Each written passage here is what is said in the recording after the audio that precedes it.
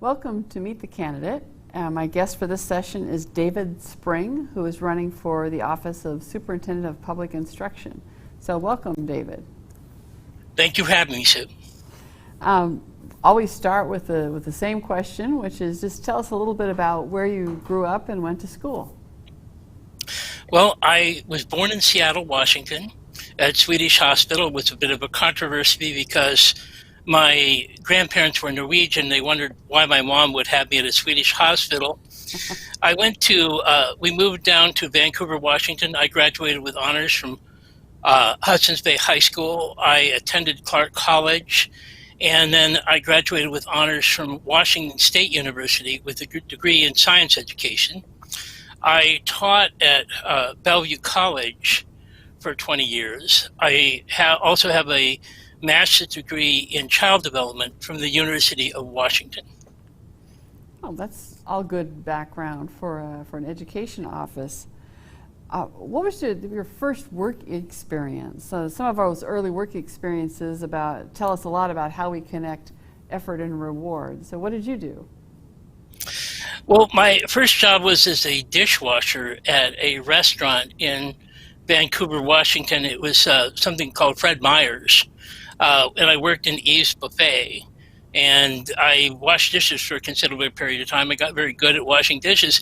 It translated when I went to Washington State University, I got the top score in the quantitative analysis class because I had cleaner chemistry utensils than any of the other students, and therefore I wasn't affected by like dirt and stuff in my utensils. I really knew how to clean utensils.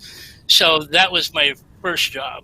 I also worked as a TA, and I worked in the physics department at Washington State University. You know, I was a TA in a physics 101 class for 2 semesters myself. One of the other pieces of our background, our informal education, is always travel or maybe volunteer experiences. Are there some things that have particularly informed your point of view of the world? Well, yes, I was after I graduated from college, I was the first person to attend college. In my family's history, we're kind of Norwegian immigrants. And my mom hoped I would get a job as a public school teacher. I had my degree in science education. I was supposed to be a science teacher. However, my professors talked me into taking a job working as a volunteer job. It was called Volunteers in Service to America, or VISTA. Mm-hmm. And I spent a year working with the Lakota Sioux in Rapid City, South Dakota, developing an alternative education program. They were having major problems with their public schools, and the Lakota Sioux just wasn't working out very well. And so I spent a year, and we developed a pretty successful program. The problem was a lot of the parents were in prison. The court system was in favor of our program because it was trying to keep the kids from going to prison. Actually, sending people to prison is a very expensive option. And so we developed a pretty successful program in Rapid City, South Dakota. And then after that, I did the pay in Rapid City was only $35 a month. You get the average pay of the people you're working with. And when I told my mom I was going to go to work for $35 a month, she said over the phone, she said, "Dave, didn't they teach you anything at Washington State University?" So she was a little disappointed, but then I went on to work as a 7th grade math instructor in the Seattle School District. Okay, and then later on at Bellevue. Yeah, I had really major problems in the Seattle School District, largely possibly my fault, that they had massive class sizes. They give the newer teachers the worst jobs, and unfortunately, the job I had as a 7th grade math teacher, a lot of the kids did not want to be there, and it was at a school that had lots of problems. Uh, there was like police checks all the time, and students were being taken out of my class by the police. And I had more than 100. I had like 30 kids in 5 sections. I had 150 students. I could hardly remember their names, and I knew that I wasn't being the best math instructor, and I decided that what I wanted to do was teach at a college where I would have a lower class size and where I might be more effective. Okay. So you went on to teach So math. that's why I taught at Bellevue College. Yeah. Okay. So what prompted you to take a step into politics? What why? Life's going fine. Why disrupt it with the campaign? I think most people will tell you who know me is that I'm not a very good politician.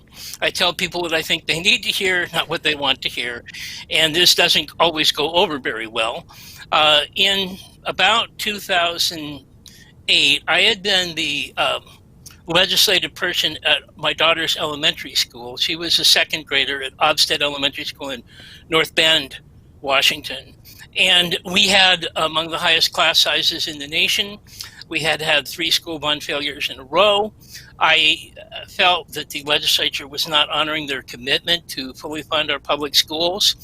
And I tried to get people to run for office. The guy who was actually representing us was actually a lobbyist for Bank of America.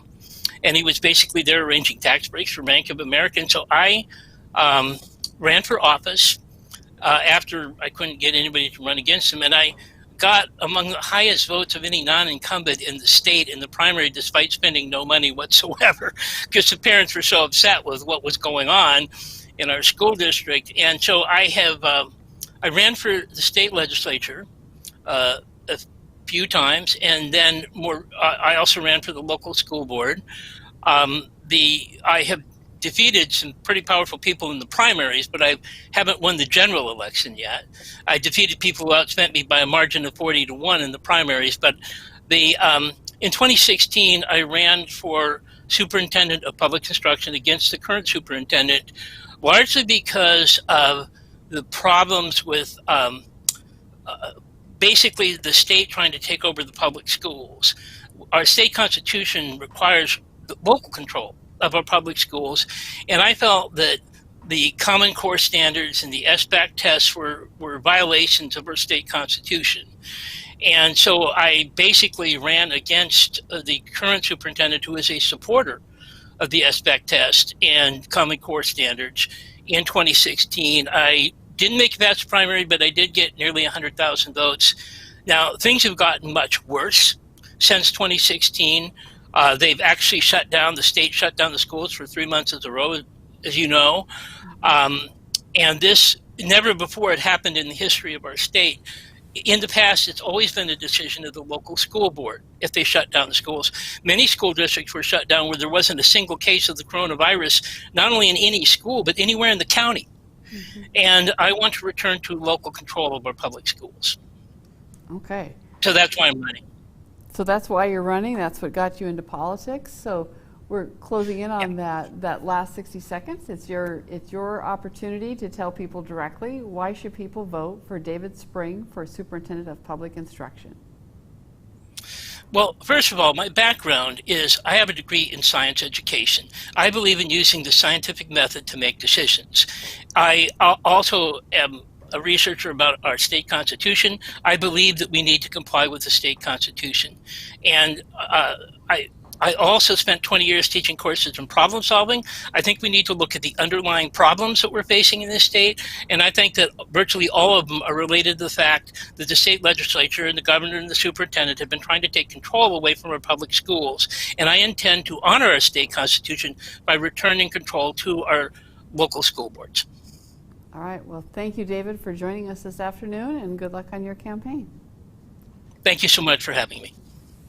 90 million Christians are eligible to vote. 40 million didn't. That's 45% of eligible Christians not voting. We can change that. We believe We Vote was designed to arm people of faith with information on candidates And how they line up with biblical and constitutional principles. It's simply WeBelieveWeVote.com. We're on a mission to rev up the 2020 election. Tell your friends, your neighbors, and especially your pastors to rev up. Be an educated voter. Arm yourself with truth based on the Word of God. 2020, rev up. Register, educate, vote. Rev up. Rev up. Rev up 2020.